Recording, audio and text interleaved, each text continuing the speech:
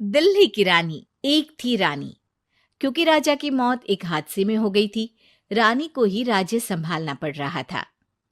रानी का नाम था रानी रश्मिवती। रानी ईमानदार थी और प्रजा की सेवा में लगी रहती थी। एक दिन उसके दरबार में 3 नौजवान आए, रमेश, सुरेश और दिनेश। कहो, क्या सहायता कर सकती हूँ मैं तुम्हारी? हम आपके दरबार में काम करना चाहते हैं ताकि जनता की सेवा कर सके। लेकिन अभी तो तुम्हारी उम्र बहुत छोटी है। तुम लोगों को तो अभी अपनी पढ़ाई पर ध्यान देना चाहिए। हमारा मन पढ़ाई में नहीं लगता। माता पिता को लगता है कि हम किसी के लायक नहीं है और हम साबित करना चाहते हैं कि हम लायक हैं। उत्साह बहुत अच्छा है, मगर अभी उम्र कच्ची है तुम लोगों की। अरे उम्र से क्या होता है रानी जी? शास्त्रों में लिखा है कभी किसी के ज्ञान को उसकी उम्र के आधार पर नहीं देखना चाहिए। बात तो सही है तुम्हारी। और अगर सच में तुम अगर ये संकल्प करके आए हो कि तुमको यहाँ काम करना है, तो पहले परीक्षा देनी पड़ेगी। 3 परीक्षा। एक शारीरिक परीक्षा, एक बुद्धि की परीक्षा और एक देशभक्ति की परीक्षा। और ये क्या है? वो मंत्री महोदय तुम्हें समझा देंगे। हमारे पास समय नहीं है। अगर तुम लोग तैयार हो तो बताओ। हाँ हाँ, हम तैयार है किसी भी परीक्षा के लिए। मैं भी तैयार हूँ कुछ भी कर गुजरने के लिए। तो ठीक है मंत्री जी, आप इन तीनों की परीक्षा कल से ही शुरू कर दीजिए। जो आ गया रानी साहिबा।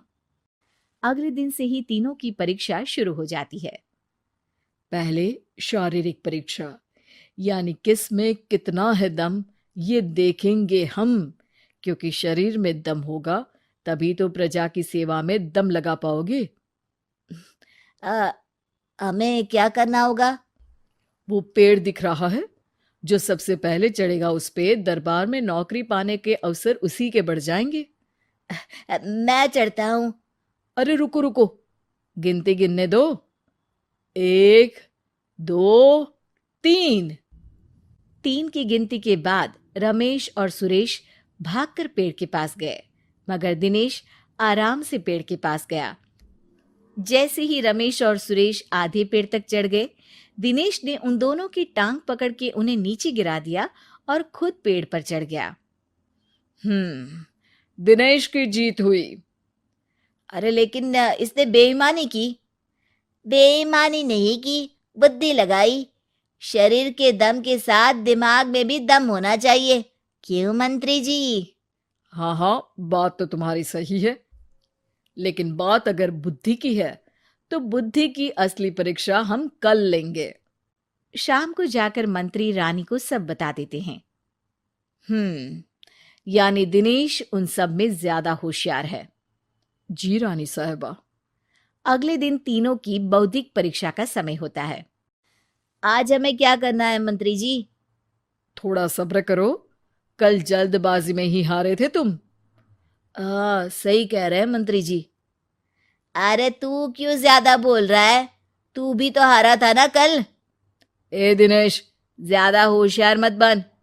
अरे अरे अरे, लड़ो मत। आज की परीक्षा पर ध्यान दो।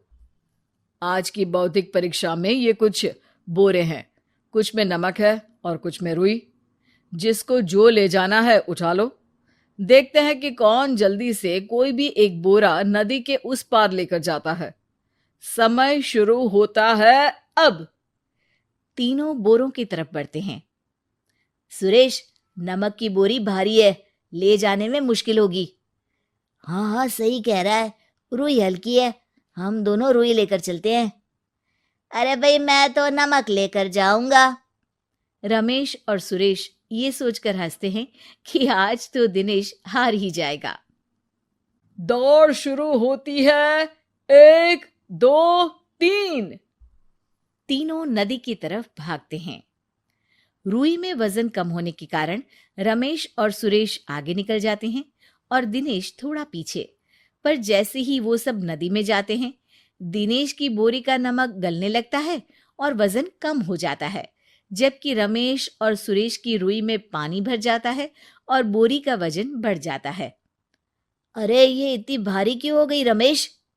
अरे मुझे क्या पता, शायद जादुई बोरी है। अरे लगता है कि हम बेवकूफ बन गए। बने नहीं हो, तुम हो ही बेवकूफ। इतना तो पता होना चाहिए कि पानी में नमक गल जाएगा। दिनेश का पूरा नमक गल जाता है और बोरी खाली हो जाती है। वो जल्दी से रेस पूरी कर लेता है। इस परीक्षा के विजेता भी दिनेश ही हैं। उसने दिमाग लगाकर दिखा दिया कि वो बौद्धिक परीक्षा में भी रमेश और सुरेश से आगे है। अब कल तुम्हारी देशभक्ति की परीक्षा होगी, जो स्वयं रानी मां लेंगी। रात को फिर मंत्री रानी के पास जाकर बता देते हैं कि आज की परीक्षा में कैसे दिनेश ने अक्लमंदी दिखाई और बौद्धिक परीक्षा में भी उसी की जीत हुई। अरे वाह, दिनेश तो हमारे बहुत काम आ सकता है। हम उत्साहित हैं कल की परीक्षा के लिए। वो तो ठीक है रानी साहिबा, लेकिन हमने सुना है कि पड़ोसी राज्य का राजा आकाशदीप हमारे राज्य की सीमा में घुसपैठ कर रहा है। ये तो चिंता की बात है। हमें जल्द ही कुछ करना चाहिए। अगले दिन रमेश, सुरेश और दिनेश अपनी आखिरी देशभक्ति की परीक्षा के लिए दरबार में आते हैं। प्रणाम रानी साहिबा। नमस्कार रानी जी। प्रणाम रानी माँ। हमने तुम्हारी परीक्षा पर गौर किया। दिनेश आगे हैं।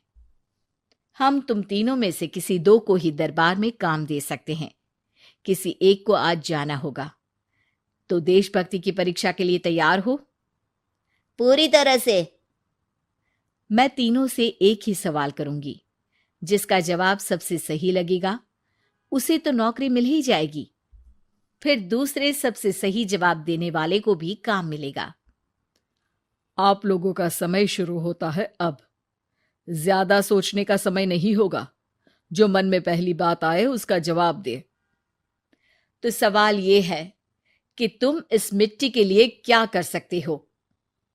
मैं इस मिट्टी को साफ रखूंगा। यहाँ के लोगों के भोजन की कमी को मैं पूरी करूंगा। मैं यहाँ के लोगों को गले लगा लगा के उनको खुशी दूंगा रानी माँ, और गरीबों के लिए घर बनवाऊंगा। मैं इस मिट्टी के लिए किसी की जान भी ले सकता हूँ रानी माँ। मंत्री, दिनेश को एक तलवार दो। जी रानी जी। दिनेश, पड़ोसी राज आकाशदीप की जान तुम्हारे हाथ में है। जाओ, अपना काम पूरा करो। आज रात को तुम उस पर हमला करोगे जब वो सो रहा होगा। दिनेश वहां से चला जाता है। रानी माँ, ये आपने क्या किया? अभी किया नहीं है मंत्री जी। आप आकाशदीप को संदेशा भिजवाओ कि पड़ोसी देश का एक कातिल रात को उन पे हमला करेगा और दिनेश को पकड़वा दो। अरे ये आप क्या कह रही हैं, और क्यों कर रही हैं आप ऐसा? राजा को लगेगा कि हमने उसकी मदद की, उसकी जान बचाकर। वो हमारे राज्य का पीछा छोड़ देगा और हमारा एहसानमंद हो जाएगा। और दिनेश का क्या होगा? इस राज्य को दिनेश जैसे शातिर और लड़ाकू लोगों से ज्यादा जरूरत है, ऐसे लोगों की जो लोगों को खाना खिलाने की और खुश करने की बात करे। और ये गुण सुरेश और रमेश में है। इन्हें नौकरी दे दो। दिनेश बहुत चतुराई से नौकरी हड़पना चाहता था, जिसके लिए उसने रमेश और सुरेश जैसे दोस्तों का भी नुकसान किया। पर रानी ज्यादा चतुर निकली। उसने एक तीर से दो निशाने लगाए। दिनेश जैसे खूंखार युवक को राज्य से बाहर करवा दिया और पड़ोसी राजा आकाशदीप को अपना एहसानमंद कर लिया। पूरा दरबार रानी की जय जयकार कर रहा था।